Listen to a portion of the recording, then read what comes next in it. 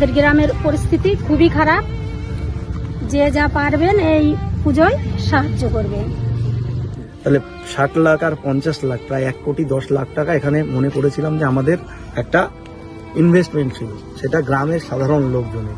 এখন হয়তো উৎসবে সবাই ফিরবে, কিন্তু কামালপুর এই মুহূর্তে শ্মশানে পরিণত হয়েছে।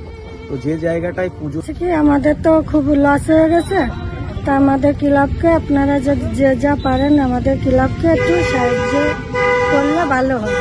মানে আমাদের এখন অবস্থা খুবই খারাপ। আমাদের এই পুজোটা করতে অনেক টাকা খরচা হয়ে গেছে। আমাদের গ্রামের পরিস্থিতি খুবই খারাপ। যে যা পারবেন এই পুজোয় সাহায্য করবেন।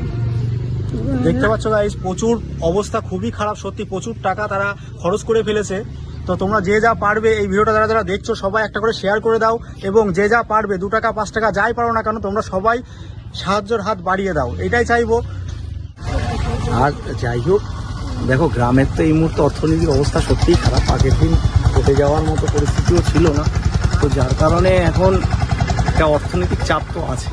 সেই জায়গায় দাঁড়িয়ে অনেকে কমেন্টে মনে করছে যে এদের কিছু হেল্প করা যায় নাকি। হ্যাঁ, যদি হেল্প করা যায় অবশ্যই হেল্প ক্লাব নেবে, কারণ কি এদের প্রচুর টাকা অলরেডি, ধরো একটা মাঠের বললাম প্রায় 50 লাখ, এদিকে এই প্রজেক্টের প্রায় 30 লাখ, ঠিক আছে।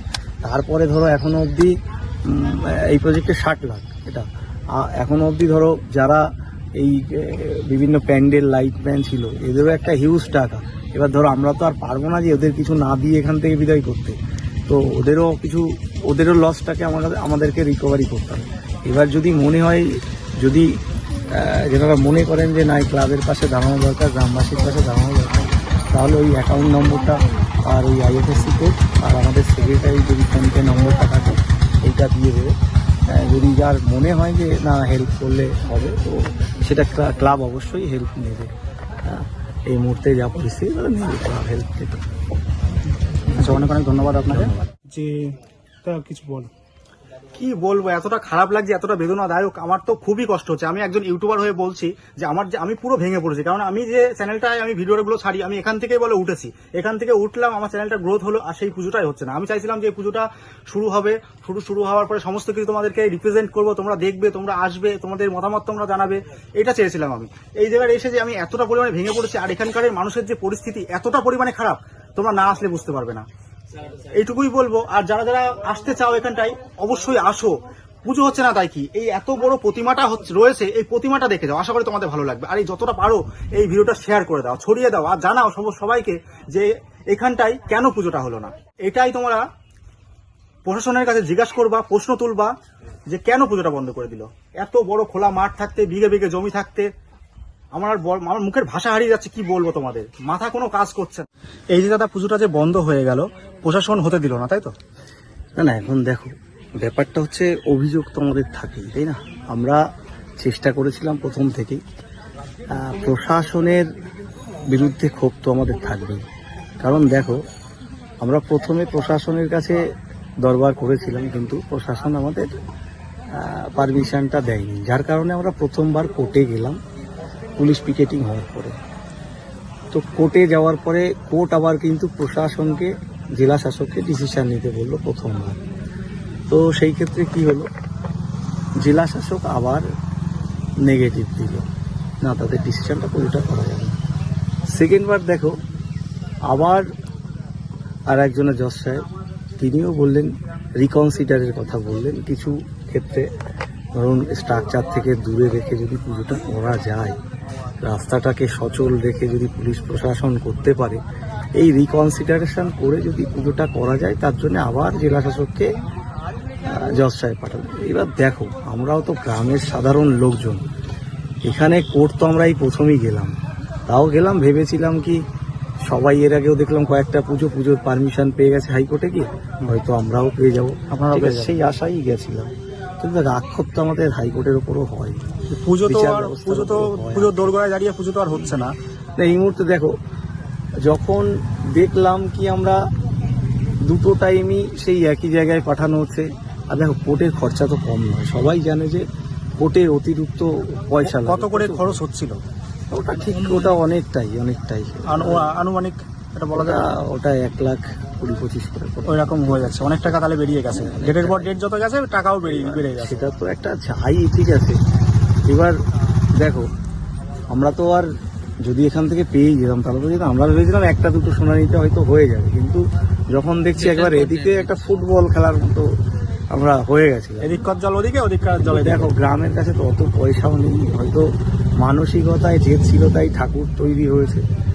কিন্তু না, আর এই পুজোটা করতে গিয়ে তো টোটালি গ্রামের সাধারণ মানুষের পয়সায় তৈরি হয়েছে, সবাই জানে এখন অব্দি, উইদাউট স্পন্সরশিপে, মানে কোনো রকম স্পন্সরশিপ নেই। এই যে কথাটা আমি স্পন্সরশিপ তোমাদের বলছি, এটার গল্পটাও আমি পুজো করার আগে জানতাম না যে স্পন্সরশিপ বলে কোনো জিনিস হয়।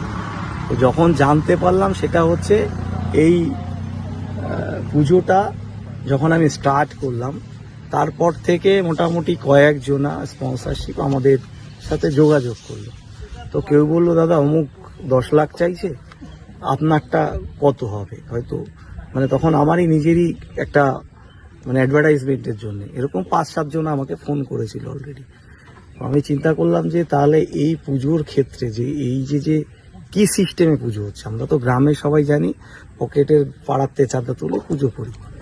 যেহেতু এটা বিশ্বের বড় দুর্গা তৈরি করেছিলাম, সেটা একটা অন্য কারণে তৈরি করেছিলাম, যেটা হচ্ছে গ্রামের যাতে ইনফ্রাস্ট্রাকচার উন্নয়ন হয়, সমস্ত কিছু যাতে ভালো শিল্পী যেটা বলে, কেউ রাষ্ট্রপতির পুরস্কারপ্রাপ্ত শিল্পীর কাছ থেকে কাজ শিখেছে, তো সমস্ত ধরনের শিল্পীরাই কিন্তু আমার এখানে ছিল। এবার এদের দিয়ে চিন্তা করেছিলাম কি একটা টিম তৈরি হয়েছিল, যেটা কিনা মাটির সাথে ফাইবারের সাথে স্ট্রাকচার, এই টোটাল টিমটা যদি তৈরি হতো, এখানে আস্তে আস্তে কি হচ্ছে, অনেকগুলো অর্ডারও কিন্তু এসছে, কালী পুজোর অর্ডার এসছে, জগদ্ধাত্রী পুজোর অর্ডার এসছে। আমি শুনতে পেলাম যে আরঙ্গটা একটা অর্ডার পুজো হবে। তো সেইভাবে কি হচ্ছে, আমি তখন চিন্তা করলাম যে এইটাকে যখন হাইলাইট করার পরে এদেরকে যদি আমি একসাথে করে রাখতে পারি, ঠিকঠাক করে প্রজেক্টগুলো রেডি করতে পারি, তাহলে কিন্তু এখানে একটা গ্রামীণ অর্থনীতির একটা পরিবর্তন আসবে। আজকে 40টা শিল্পী কাজ করছিল, কালকে 200টা শিল্পী কাজ করবে, পরে 500 টাকা শিল্পী কাজ করবে। গ্রামের দিকে তো কেউ তাকায় না, গ্রামের ইনফ্রাস্ট্রাকচার রেডি করতে গেলে গ্রামের লোককেই করতে হবে। আমরা মনে করেছিলাম যে ধরো আজকে এটা ওকে বলছি আমরা, যা হোক যেভাবেই হোক 60 লক্ষ টাকা খরচা হয়েছে এখানে। ইভেন তোমাদের বলি, এই ঠাকুরের কদর হয়তো এখানে হয়নি, আমেরিকা থেকে একটা রিয়েল এস্টেট কোম্পানিও কিন্তু যোগাযোগ করেছে এই বড় স্ট্রাকচারের জন্য, কারণ এটা তৈরি হয়েছে ওয়ার্ল্ড ক্লাস লেভেলের। এটা আমি বারবার করে বলেছি, হয়তো আমাদের দেখানোর ক্ষমতা হলো না এখানে। হ্যাঁ, যাই হোক, যেটাই হচ্ছিল, এই যে ব্যাখ্যাটা এই কারণেই দিচ্ছি কিভাবে পরিবর্তন হতো। আজকে এখানে যদি এই পুজোটা হতো, এই জমিগুলো ছেড়ে রেখেছে, কমপক্ষে 50 লাখ টাকা 6 মাসে নষ্ট হয়েছে। ফুলের মার্কেটটা যদি হয়, তাহলে 60 লাখ আর 50 লাখ, প্রায় 1,10,00,000 টাকা এখানে মনে করেছিলাম যে আমাদের একটা ইনভেস্টমেন্ট ছিল, সেটা গ্রামের সাধারণ লোকজনের। এটার থেকে কি পেত, এটার থেকে যদি এখানে পুজোটা হতো, মেলাটা হতো, এই গ্রামে এসে লোক কমপক্ষে কয়েকশো কোটি টাকার মার্কেট তৈরি হতো। সেই মার্কেট সিস্টেমটা গ্রামের মধ্যেই তৈরি হতো, এবং এই রেভিনিউটা যেত গভর্নমেন্টের ঘরে। যদি অর্থনীতির কথাই বলো, আমরা বারবার করে অনেক সময় বিশ্লেষণ করতে হয়, কারণ কি আমরা তো কত টাকা লস হয়ে গেল। দেখো, এই টাকার কথা এখন বলে তো কি বলবো বলো, এই মুহূর্তে 60 লাখ টাকা, তার মধ্যে অনেকটা মার্কেটেও দেনা রয়েছে। তারপরে ধরো যারা টাকাগুলো দিয়েছে, কেউ লোন তুলে দিয়েছে, কেউ গয়না বন্ধক রেখে টাকা দিয়েছে। আমরা তো চাঁদা এখনো সেইভাবে তুলিনি, আমার পাড়া ছাড়া। ধরো এর সাথে 20টা গ্রাম ছিল, সেই 20টা গ্রামের চাঁদা এখন তো তোলা যাবে না, তাদের তো আমি তো পুজোটাই করতে পারছি না। আচ্ছা, আমাদের যে সমস্ত দর্শক আছে, আমরা যে সব ইউটিউবার ভাইরা আছি, আমাদের যে সমস্ত দর্শকরা আছে, তারা আপনাদেরকে বলছে যে আপনাদের যদি কিছু দেয় আর কি, সাহায্যের হাত যদি বাড়িয়ে দেয়, যে 2 টাকা 5 টাকা যদি সবাই মিলে দেয়, তাহলে অ্যামাউন্টটা মোটামুটি একটা কিছুটা হলেও এটা যদি সবাই দেয় তাহলে আমাদের একটু সুবিধা হবে। এই কারণেই বলছি, দেখো আমার এখানে যেই প্যান্ডেল ম্যানরা এসেছিল, তো এদেরও একটা হিউজ খরচা আছে, লাইট ম্যানরা এসেছিল, মাইক ম্যানরা এসেছিল, তো এটা তো আর হচ্ছে না, কিন্তু এদের তো একটা ব্যবসায়িক ক্ষতি হয়ে যাবে। কিংবা শিল্পীরাও অনেক কিছু পয়সা এখনো ডিউ আছে। তো এই মুহূর্তে তো আমি আগের দিনই বললাম যে গ্রামের সত্যিই টাকার পরিস্থিতি অনেকটাই অর্থনৈতিক মার খেয়েছে। সেক্ষেত্রে যদি কেউ আমাদের হেল্প করতে চায়, সেটা অবশ্যই যা করবে সেটা অবশ্যই ক্লাব এটা গ্রহণ করবে। তার জন্য ফোনপে নাম্বারটা কি এখন বলতে পারবেন? ফোনপে তো ওটা ইয়েতে নেই, ধরো ওটা ব্যাংকের অ্যাকাউন্ট আছে, ব্যাংকের অ্যাকাউন্ট, কারণ এখন তো ফোনপেটা চলছে, তাহলে ওই সেক্রেটারির ফোনপেটা আছে, ফোনপে নম্বরটা, আর হচ্ছে এই আপনার ওই ব্যাংকের যেটা অ্যাকাউন্ট আছে ওটা সবাই যদি তোমার আমরা দিয়ে দিয়ে দিই তাহলে অনেক হ্যাঁ, ওটা সুবিধা একটা হবে। সুবিধা হবে। কারণ দেখো গ্রামের লোকই তো করতে গেছিল, এটা তো সবার প্রথমে একটা ধারণা ছিল যে কিভাবে করছে সবারই মনের মধ্যে, কিন্তু আমাদের এটা একটা প্রজেক্ট তৈরি ছিল, গ্রামের ইনফ্রাস্ট্রাকচার রেডি করার প্রজেক্ট।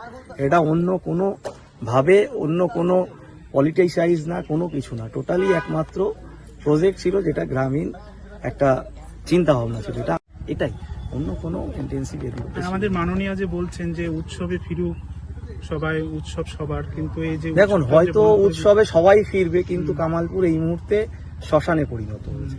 তো যে জায়গাটায় পুজো সম্ভব না, আমরা টোটালি পুজোটাকে এই মুহূর্তে বন্ধ রেখেছি। এবং মানে কি বলবো, একটা শোকের বার্তাই আছে, তুমি দেখে রাখবে। তবে তা সত্ত্বেও আমি বলবো, এখন আমাকে একটু বলতেই হয়, কালকেও মিডিয়াতে শুনছি কলকাতার পুজো দেখতে গেলে 2500 3000 করে একটা টিকিট কেটে দেখতে হচ্ছে। তবে এই জিনিসগুলো আমার মনে হয় আমার এই বড় দুর্গার ক্ষেত্রে যে সমস্যাগুলো এসছে এগুলো প্রশ্ন তুলে দেয়। গ্রামের ঠাকুর দেখতে এখনো অবধি মনে হয় না কোনো পয়সা দিয়ে কোনো প্যান্ডেলে ঢুকতে হয়, থাকে একটা প্রসেস তো থাকে। একটা ঠাকুর বানানোর প্রসেস কি, থার্মোকলের ঠাকুর হয় না, কারণ ওটা ব্যান্ডেড, এটা ব্যান্ডেড, এটা জানতে হবে সমস্ত কিছু, যে আমি কোনো কিছুতে করে দিতেই পারি থার্মোকল দিয়ে, ওটা চালচিত্র হতে পারে, ঠাকুর হয় না, থার্মোকলের কোনো ঠাকুর হয় না। শত্রুতে হচ্ছে থার্মোকল না, দিয়ে। সেটা যে ঠাকুরটা সেটা তৈরি ব্যান্ডেড অ্যাকচুয়ালি। তোমরা জানো কিনা আমি জানি না, যদি ঠাকুর শিল্পীতে দেখো যে থার্মোকলের কোনো ঠাকুর হয় না, কারণ ওটা কেমিক্যাল, এবং সাথে সাথেই কিছু তুমি একটা পেট্রোল ফেলে দেবে তো ওটা থাকবে না। তো এটা তুমি ভালো করে আইনটা জেনে নেবে যে থার্মোকলের কোনো ঠাকুর অ্যালাউ নেই। এটা কলকাতা বলো না, এটা পলিউশনের ক্ষেত্রেও অ্যালাউ নেই। হ্যাঁ সেটাই তো, এটা শুধু ঠাকুর বলে না, সমস্ত কিছুর ক্ষেত্রে থার্মোকল অ্যালাউ হয়ে গেছে। ব্যান্ড। তা এবার সেই ক্ষেত্রে তো কোনো কিছু প্রশাসন থেকে কিছু এটা আমি কি করবো, আমি প্রশ্নটা তুলতে পারি। দেখো আমি ফাইবার গ্লাস করেছি, ফাইবার গ্লাসটা কিন্তু অ্যালাউড। কারণ কি, ফাইবার গ্লাস যদি অ্যালাউড না হবে, অল ওভার ইন্ডিয়ায় বলো, আমি কলকাতার কথা বলছি, যত ছোট ছোট মূর্তি আছে সবই ফাইবার গ্লাসের তৈরি। হ্যাঁ, তো তারপরে কারণ কি হচ্ছে, এখানে যেটা আমরা করেছিলাম তো মাটি দিয়ে, আমাদের তো পদ্ধতিগত দিকে আসতে হবে। পুরো জিনিসটা সবাই দেখেছে, মাটির তৈরি করেছিলাম, মাটির পরে ফাইবারের ডাইস তৈরি করেছিলাম, তারপরে কি ফাইবার, এটার একটা এটা কস্টলিও, এবং দেখতেও যেটা এসছে মায়ের মুখ, সত্যি মা সবই ভালো, কিন্তু আমাদের যে মায়ের মুখ এসছে মানুষ পছন্দ করে, দেশের বাইরে। এটাই হচ্ছে আমাদের পাওনা। গ্রামের লোক কি বলবো, এটা গ্রামের মানুষের জন্য বলবো যে এদের দুর্ভাগ্য যে এই ঠাকুরটা মানুষকে ঠিক করে আমরা দেখাতে পারলাম না। হয়তো এইভাবেই থাকবে, অনেকে আসছে, আমরাও জানি অনেকে আসলে আমাদেরও ভালো লাগবে, অন্তত পুজোর সময় যদি কেউ দেখতে আসে। হয়তো মানে কি বলবো, আমি বলেই রাখি যে এখানে হয়তো এই আপনাদের টিকিট কেটে এরকম দেখা করতে হবে না, এমনি এসে আপনারা এখানে গ্রামের সাধারণ মানুষ লড়াইটা কার সাথে করবে, কোথায় হবে লড়াই বলো? প্রশাসনের সাথে লড়াই করে পারে কেউ? আমরা শুধু লড়াইটা এই কারণেই করেছিলাম, পুজোটা করার জন্য, যেটা কিনা কোর্টে অব্দি নিয়ে গেছিলাম। আমরা ভেবেছিলাম কোর্ট হয়তো পারমিশন দেবে, যেহেতু আগে দেখেছিলাম কিছু পুজোর পারমিশন হয়ে গেছে কোর্ট থেকে, তো আমরাও চিন্তা করেছিলাম কোর্টে যাবো, হয়তো আমাদের একটা সুরাহা হবে। কিন্তু সেখানে কোর্টও বারবার করে ডিএম থেকে কোর্ট, তো এইভাবে আমরা একটা ফুটবলের মতোই এদিক ওদিক করলাম। লাস্টে আমরাই বললাম যে দেখো, আমাদের একার পুজোর জন্য যদি অনেক জায়গায় প্রশাসন দিতে অসুবিধা হয়, তো আমরা সত্যি আমাদের পুজোটাই বন্ধ থাক, সবার পুজোই হোক। তো সেইভাবেই আমরা আমাদের কেসটা উইথড্র করে নিয়েছি। মিলিতভাবেই দুঃখ পেয়েছে, অনেকে কান্নাকাটি করেছে, ঠিক আছে, আমাদেরও এখনো কথা বলতে গেলেও কষ্ট হচ্ছে। কারণ দেখো একটা জিনিস, এখানে যে এমএলএ এমপি এসেছিল, যে এসে যে বলেছে যে যদি কোর্ট থেকে যদি পারমিশন নাও দেয় তাও এই পুজোটা করাবো, আমি নিজে দাঁড়িয়ে থেকে দেখো আমি তিনি কি বলছেন এখন, তিনি কি যোগাযোগ করেছেন? আমি একটু বলি, তুমি এখানে এমএলএ এমপির কথা বললে, এখানে এক্স তৃণমূলের এমএলএও এসছে, এখানে সবাই এসছে, ঠিক আছে। এখানে তো কোনো পলিটিক্যালি ব্যাপারে আমরা পুজো করি।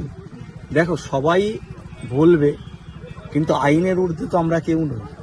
আমরা আইন দিয়েই চেষ্টা করেছিলাম, আমরা আইন দিয়েই পুজোটা যখন আমরা পারলাম না, তখন আমরা আইন থেকে, আইনের সাথে অত বড় লড়াইও আমাদের দ্বারাই সম্ভব হচ্ছিল না। লড়াইটা দেখো, আমি তো লড়াইটার থেকে হাত তুলে নিয়েছি, হেরেও অনেক সময় জেতা যায়। আমি হার স্বীকার করে দিয়েছি, কোনো অসুবিধা নেই, কিন্তু এটা হারটা আমাদের তো না। আমরা দেখো ঠাকুর তৈরি করে ফেলেছি, আমাদের গোটা বাঙালির হার, এই হার আমার নয়, কিন্তু এই হার নয়, আমাকে শুধুমাত্র আমার টোটাল ঠাকুরটা আমি কিন্তু তৈরি করে ফেলেছি। যদি বুঝতাম যে আমার ঠাকুর আমি রেডি করতে পারছি না, না আমার গ্রামবাসী তৈরি করতে পারছে না, আমরা সেক্ষেত্রে সমস্ত কিছু রেডি করে ফেলেছি। শুধুমাত্র একটা জিনিস কি, এখানে বেশি লোক আসবে, জিত তো আমাদের হয়েই গেছে। আসছে তো লোক, না আসছে, প্রচার হচ্ছে, না সবাই না, দেখছে। জিত তো আমাদের হয়েই গেছে, কারণ কি এখানে বেশি লোক আসবে আগেই সবাই ভেবে ফেলেছে। তো অতএব এই পুজোটা করতে দেওয়া যাবে না, কারণ এই বেশি লোকের ভয়, কারণ লোক তো এমনিই আসবে। আমরা চিন্তা করেছিলাম একসাথে লোক আসতো, এখন সারা বছর লোক আসবে, সেটাও আমরা আশা করি যে এইটাকে একটা সবাই একটা ভিজিটিং পয়েন্ট তৈরি করে নেবে, আশা করি সারা বছরই লোক আসবে। কামালপুরেরও তো প্রচুর নাম হয়ে গেছে, চারিদিকে ছড়িয়ে দেখো, গেছে। নামটা তো কামালপুর বাসীর হয়েছে, তার সাথে বাংলাবাসীরও হয়েছে, কিন্তু যদি আজকে যদি এই মানে যদি বলে এই পুজোটা করতে গিয়ে কামালপুরবাসী কোনো দুঃখ পেয়েছে তা নয়, সারা বাংলার লোক দুঃখ পেয়েছে। কারণ প্রথম থেকে এই পুজোটাকে আমি বাংলার ক্ষেত্রে, কারণ তৈরি করছিল কামালপুর, কিন্তু আমি বলেছি এটা বাংলার পুজো, যেহেতু আমরা রেকর্ডটা ব্রেক করতে যাচ্ছিলাম কোথাকার, আসামের 101 ফুট, মরিশাসে মা দুর্গার একটা স্ট্যাচু আছে 108 ফুট, তো সেইগুলো ব্রেক করে কিন্তু এই মা দুর্গা তৈরি হচ্ছিল। ওই কারণে আমরা যে বিশ্বের সব থেকে বড় দুর্গা, এটা আমরা এমনি বলিনি, বিশ্বের সব থেকে বড়, আমরা সমস্ত কিছু পরিকল্পনা নিয়ে করেই বলেছিলাম। হ্যাঁ, তো অতএব হয়তো পারলাম না, কিন্তু এটা আমাদের ব্যর্থতা না। আমি গ্রামবাসীকে সবাইকেই বুঝিয়েছি, দেখো হয় আমাদের মা দুর্গার পুজো তো আমরা করতেই চেয়েছি, এবং আমাদের পুজো ধরো আমরা অনেকটাই যেভাবে চেয়েছিলাম আমাদের হয়ে গেছে। সবাই যখন আমাদের হয়ে কথা বলছে, আজকে এ হার আমাদের না তো, এ হার সারা বাংলার হার। এটা আমাদের কামালপুরবাসীর শুধু হার নয়, এটা টোটাল বাংলাবাসীরই হার, কারণ এটা বাংলার দুর্গা ছিল, এটা বাংলারকে রিপ্রেজেন্ট করতো। ঠাকুরটা কি এরকম ভাবে থাকবে সারা বছর? কি দর্শনার্থীরা দর্শন করতে পারবে? দেখো, এখন আমি বলতে পারছি না, তবে জায়গাটা আমাদের নিজস্ব ব্যক্তিগত জায়গাটা এখানে রয়েছে, ঠাকুর স্ট্রাকচারগুলো এভাবে থাকবে, সেটা আমি বারবার করে সবাইকেই বলে দিচ্ছি। কারণ এই জায়গাটা কোনো গভর্নমেন্টেরও জায়গা নয়, কোনো জায়গা নয়, জায়গাটা আমাদের ব্যক্তিগত জায়গা। সেই জায়গাটায় মা দুর্গা রয়েছে, থাকবে, যে যেভাবে পারে এসে দেখবে। দেখো, আমাদের তো একটা ভেতরে একটা তদন্ত চলছে, কি কারণে আমরা পারলাম না, কি কারণে আমরা ফেইলর হলাম, এটা আমাদেরও একটা, দেখো এত জার্নালের সাথে আমাদের পরিচয় হয়েছে, এত বিভিন্ন সাংবাদিকের সাথে পরিচয় হয়েছে, বিভিন্ন ধরনের লোকের সাথে পরিচয় হয়েছে, প্রশাসনিক স্তরে পরিচিত হয়েছে।